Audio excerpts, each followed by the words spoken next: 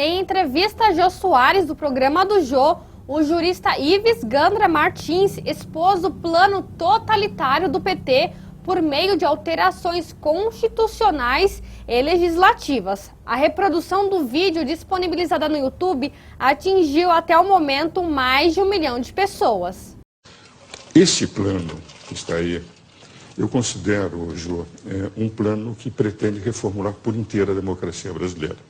São 521 propostas que estão no Plano Nacional de Desenvolvimento de Direitos Humanos. 521 com 6 eixos orientadores. O grande drama desse plano é que é um modelo muito semelhante ao modelo venezuelano. Há um centro de estudos de pesquisas sociais na Espanha que orientou a conformação das 3 condições da Venezuela, do Equador e da Bolívia. O nosso plano segue muito. Por exemplo, em relação à imprensa, censura da imprensa. Quer dizer, vai haver um controle, vai haver uma classificação. Aquelas instituições que não seguirem o que eles chamam do plano de direitos humanos, essas instituições não receberão, por exemplo, financiamento oficial. Na educação. É só um pouco o que o Bush fez em relação à pesquisa com células-tronco, né? Quer dizer, podia fazer, mas não receberia nenhum auxílio oficial. Mas no caso concreto da imprensa, a imprensa são os pulmões de uma democracia. Claro. Quando você controla a imprensa, eles é que vão determinar. Educação. Todos os professores terão que ser educados dentro do que eles chamam deste plano de direitos humanos. E as crianças receberão uma cartilha para seguirem rigorosamente o plano.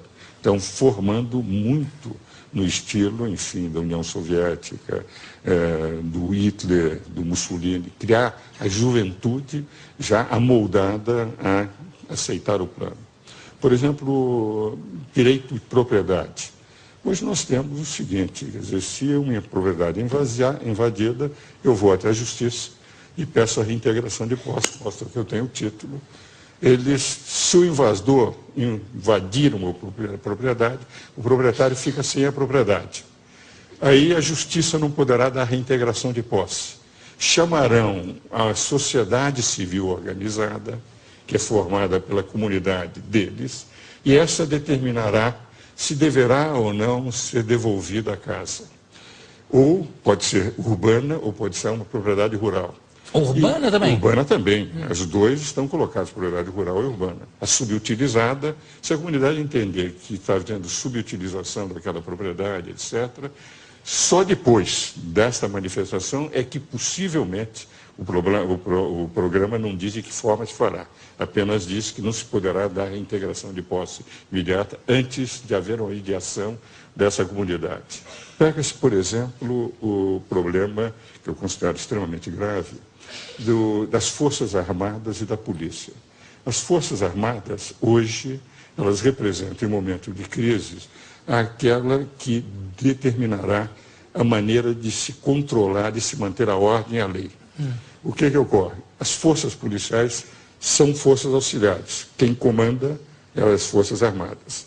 Agora, as forças policiais deixam de estar subordinadas às Forças Armadas, deixam de ser forças auxiliares das Forças Armadas. Cria-se um sistema único de forças policiais, nacional. Então, os governos terão as suas forças policiais controladas por um sistema nacional único. Então, teremos as Forças Armadas se o Brasil entrar em guerra, o Brasil não tem essa vocação, e teremos um controle total das polícias desvinculadas das Forças Armadas, podendo ser as forças policiais apenas forças reservas em caso de guerra. Então, está havendo uma total mudança do sistema, digamos, do regime constitucional. Por exemplo, nós vivemos em representação. Cada deputado paulista, para ser deputado federal, ele precisa de pelo menos 100 mil votos. Que representa? Ele pode ser um mau deputado, mas é o povo que vota. Eles vão substituir um pouco a chamada democracia representativa por uma democracia delegada que é comum na Venezuela, Bolívia, Equador.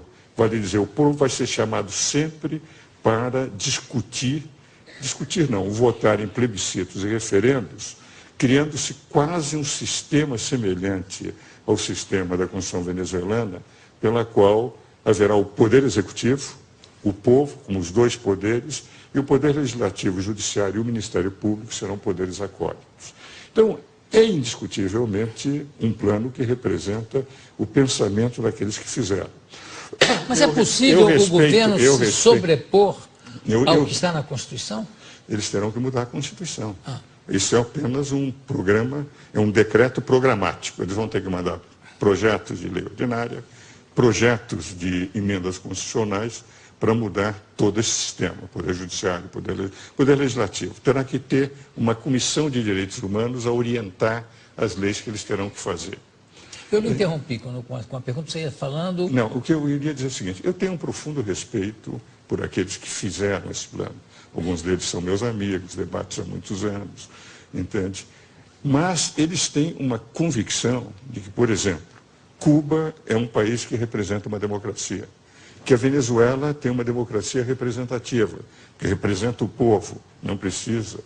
E eles estão pretendendo trazer para o Brasil as convicções ideológicas deles, que eu respeito, não são as minhas. Não, mas como é que Cuba pode ser considerada uma democracia se tem o Fidel, por quem eu tenho, aliás, uma grande admiração pela luta dele, pelo que ele significou para Cuba, tudo isso. Eu confesso que não tenho a mesma admiração. Não, eu digo o seguinte, que um sujeito que desembarca com 12 pessoas numa ilha e toma conta, evidente que se transforma num mito, pelo menos. No tempo que eu estudava na faculdade... Mas será que não surgiu mais ninguém com competência? Olha, no tempo que eu estudava na faculdade, em 57, quando ele começou, a mim me revoltava muito. Nós damos sempre o direito de defesa como o principal direito de uma democracia. Claro. Não há democracia sem direito de defesa. Por isso é que eu sou advogado, nunca quis ser magistrado, nem político, nem nada. Agora, naquela época, foram levados milhares de pessoas aos paredões eu sei. sem nenhum direito de defesa. Eu nunca perdoo alguém que matou sem ter permitido que as pessoas se defendessem. Isso é um genocida. Então, podem admirar o Fidel Castro, mas eu, que sempre vivi defendendo o direito de defesa, que estudava na faculdade, lia todo dia nos jornais, primeira página na época, eram os paredões, ao ponto de nós chamarmos Fidel Paredão Castro, eu não posso admitir. Agora, eu não estou falando nem do sistema, nem do modus operandi do sistema, eu estou falando a figura dele, o carisma que ele tem, eu entendo. Carisma ele tem, indiscutivelmente, como excepcional. O Che Guevara excepcional, também. Excepcional. O que eu não estou de acordo. Agora, o que ocorre? Eles dizem que é uma democracia porque não precisam de eleições. As eleições são apenas confirmativas, só tem o partido oficial. Porque diz que o povo está contente com o que eles fazem. Se nós analisarmos, todos os que têm defendido a Venezuela, o Equador, a Bolívia, esses regimes bolivarianos, e realmente também a Nicarágua e Cuba, que é uma ditadura, ao meu ver, eles estão convencidos que isso é o melhor para o Brasil. Se nós pegarmos o plano diz o seguinte, nesses 20 anos, nós tivemos a onda neoliberal do Brasil. E nós precisamos voltar a um Estado mais forte, as desprivatizações, isso está no introito do plano. Ora, eu acho que esses 20 anos foram os grandes anos de o Brasil saltar de um país relativamente desconhecido, de grande extensão territorial, para ter hoje uma participação no cenário mundial. Porque como é que eu posso dizer que esses 20 anos são um fracasso e que nós precisamos voltar às estradas? Não, nesses 20 anos, os governos do presidente Lula. Claro, e Lula, eu vou dizer o seguinte, os primeiros 7 anos do presidente Lula, ele teve uma participação internacional fantástica. Eu tenho a impressão que o Lula, ele fez um erro a partir do episódio de Honduras. Porque eu tinha certeza que esse ano ele seria indicado para o Prêmio Nobel da Paz. Porque os 7 primeiros anos de atuação do Lula no cenário internacional, ao ponto do Obama dizer... Ele é o cara, teve um benefício indireto, o próprio Obama, mas para ele foi bem. Agora, no momento que em Honduras ele começou a atacar uma deposição absolutamente constitucional do Zelaya, porque ele queria algo que é uma cláusula pétrea que não poderia, e que o artigo 239 da Constituição hondurenha diz que todo aquele que pretender a reeleição será imediatamente afastado de qualquer posição que tenha dentro do governo. Basta dizer que um dos maiores juristas brasileiros, que é do PT, foi secretário do PT, que é Dalmo Dallari, Sim. escreveu um artigo na Folha dizendo realmente foi constitucional a deposição do Zelaya. Ele começou a defender e não aceitou as eleições que foram livres. As eleições foram vigiadas pela comunidade internacional. E aceita o governo cubano, aceita todas as estrepulias, as estrionices do Chávez, o que representa, vai em contato com as eleições fraudadas do Irã. Quer dizer, na prática, eu creio que o Lula, que fez um papel excepcional durante os primeiros 7 anos, sendo uma surpresa para o mundo inteiro, está desfigurando um pouco a sua imagem em relação à Venezuela, Cuba, Irã, etc. E o que é pior, entende? Ao ter assinado esse plano. Porque esse plano representa, se viesse aprovado, eu tenho a impressão que não seria nunca uma reformulação completa, Jô, completa da Constituição. da Constituição. 521 proposições, 521 mudanças eles pretendem no sistema constitucional brasileiro. Eu queria abrir, eu sei que tem inclusive alunos de direito aqui hoje também, não tem? Tem? Eu queria abrir para perguntas ao doutor Ives, se alguém tem alguma pergunta À disposição. específica. Pois não? Bom, com relação ao projeto, mais especificamente na parte da censura, queria perguntar para o senhor o que o senhor acha pior? Se é uma censura escancarada, como acontece na Venezuela, que propõe, assim, de certa maneira, o projeto, ou uma censura velada, como acontece também em outros países, também no Brasil, em que a imprensa dita a realidade de acordo com a opinião de certos grupos. Não, a censura que eles estão pretendendo é muito mais grave, semelhante àquela da Venezuela. Porque qual é o capítulo da imprensa? Haverá um órgão que vai definir e fazer a classificação dos artigos. O que vale dizer, o jornalista, conforme o tipo de exposição que fizer, ele vai ser catalogado. Os veículos, os jornais, terão também a sua catalogação para poder ou não receber. E no que concerne à rádio e televisão, como é uma concessão pública, eles poderão inclusive cancelar. Então nós teremos um conselho que irá dizendo o que é que se poderá ou não dizer nos jornais, representando, portanto, uma censura efetiva, sob a alegação de que estão com isto valorizando a Constituição, não permitindo abusos da imprensa. Ora, quem pode atacar os abusos da imprensa é o Poder Judiciário. Sempre que a imprensa abusa, entram as pessoas com ações de indenizações por danos morais ou danos patrimoniais e tem ganho. Há muitos jornais que têm sofrido isso. Então nós já temos os mecanismos de censura. Agora eu me lembro, no tempo da exceção, em que eu era conselheiro da Ordem, nós, conselheiros, éramos os únicos que falávamos. E os jornais, quando tinham matérias contrárias ao regime anterior, você se lembra, publicavam poemas de Camões, receitas. Ora, nós não teremos isso. As matérias serão proibidas de serem publicadas. Então, haverá efetivamente uma censura da imprensa escrita e possivelmente o corte, como acontece na Venezuela, dos canais de televisão e de rádio que forem contrários. Se lerem o capítulo referente à comunicação social, é extremamente perigoso, porque nós vamos perder os pulmões da sociedade que representam a imprensa. Mais alguém? Aqui? Pois não? Eu gostaria de saber se a população brasileira vai poder opinar de alguma forma, porque isso vai interferir de algum jeito na nossa vida. Como o caso teve o plebiscito contra o desarmamento, isso. Queria saber se a população vai ter como opinar de algum jeito. Certo. Veja o seguinte, a forma como eles puseram o plano é um plano com 25 diretrizes, 6 eixos orientadores e 521 proposições. Disseram eles, no introito, que eles discutiram com 14 mil pessoas no Brasil inteiro e diversas instituições. Com todas as instituições que eu falei, que eu conheço, nenhuma delas foi consultada. Então, são instituições de pessoas vinculadas à ideia do plano. Eu mesmo disse para uma dessas pessoas vinculadas a eles o seguinte: 14 mil não representam 190 milhões de brasileiros. Um deputado em São Paulo, para ser eleito, precisa de 100 mil votos, para ser 1/70 dos deputados que representam São Paulo no Congresso Nacional. 100 mil. Eles consultaram 14 mil, em nome de 14 mil, estão falando por 190 milhões de brasileiros.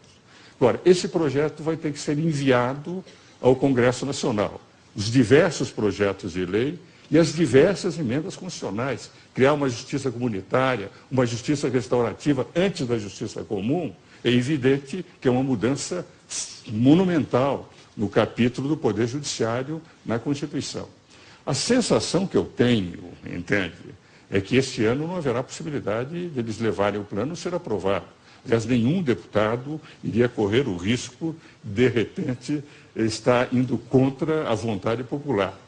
Agora, nós não sabemos, em função daquele candidato que vai ganhar, aliás, são 2 candidatos, né, que estão com mais possibilidades, se, enfim, o candidato do governo ganhar, se vai ou não aceitar o plano e levar o plano para frente. O que eu tenho a sensação, e que a imprensa tem que fazer, e eu quero distinguir bem uma coisa, o que eu estou atacando são as ideias do plano, embora respeite as pessoas que os fizeram, porque alguns são, inclusive, meus amigos. O que eu quero dizer é que nós, sociedade, temos que conhecer em profundidade o plano. Não pode ser levado ao Congresso e deputados se reúnem, fazem um acordo de lideranças e aprovam. Nós todos, o povo brasileiro, e essa é a intenção que eu acho que o meu amigo Jô Soares está fazendo, é levar para o conhecimento a fim de que as pessoas possam discutir, possam debater e se acharem que é melhor que se faça. Eu, pessoalmente, considero que a democracia corre risco se nós sairmos do equilíbrio de poderes que temos hoje. Porque hoje tivemos, em 22 anos de Constituição, um impeachment presidencial, uma superinflação, escândalos como o Mensalão, o escândalo dos anões, agora o escândalo do Distrito Federal. Tivemos alternância do poder e nunca se falou mais em quebra das instituições. Vale dizer, a Constituição funciona bem. Mudar essa Constituição, que tem defeitos, mas que permitiu um equilíbrio de poderes, é um risco muito grande para o Brasil. Por isso, todos nós temos que discutir, e principalmente os meus colegas, aqueles que fizeram direito, que a nossa função, fundamentalmente, é em discutir o direito que tem que ser aplicado nesse país. Bom, eu tenho parabéns. E parabéns pela pergunta. Eu tenho tempo para mais uma pergunta, que foi um rapaz que falou junto com... Quem foi? Eu. Foi você? É. Então, diga lá. Eu queria perguntar se esse projeto, se ele for implantado, se o governo decidir aceitar, ele vai abrir portas para que outros projetos muito mais abusivos, piores para a população, porque você censurar uma coisa, censurar uma pessoa a ter a sua própria opinião é uma coisa ruim. Se esse projeto, se ele for aceitado, vai abrir portas para outros projetos muito mais abusivos. Se o projeto passar, nós vamos ter um regime semelhante ao de Chaves. Nós vamos ter o Poder Executivo com força, o Poder Legislativo e Judiciário, o Ministério Público como acólitos, quer dizer, como secundários, e o Poder Executivo a toda hora chamando o povo para opinar, diga sim ou não, como acontece. E é evidente, quando se tem um único poder, sem o equilíbrio dos outros 2 poderes, tudo que vier depois será mais abusivo. Então, esse risco que o colega apresenta realmente existe. Tudo bem. Bom, eu quero agradecer a presença aqui do doutor Ives Gandra da Silva Martins. Maravilha, você sempre claríssimo e sempre nos ajudando a esclarecer alguns pontos que ficam muito obscuros, né? E você dá clareza a todos esses pontos. Muito obrigado. Obrigado à participação da plateia também. Daqui a pouco a gente volta. Obrigado, Ives. Aí, cidadão brasileiro e cidadã brasileira, o pessoal tá vindo aí com os balões. E ó, do lado do pessoal que tá aí se deslocando. Então nós estamos vindo aí com os balões para soltar nosso protesto silencioso, nosso protesto dessa posse fraudulenta de Dilma Rousseff. Juntos somos mais fortes. Aí... Gostou do vídeo? Não se esqueça de se inscrever em nosso canal. Apresentamos vídeos diários com notícias sobre a política e a sociedade brasileira. Compartilhe e ajude a transmitir o nosso conteúdo.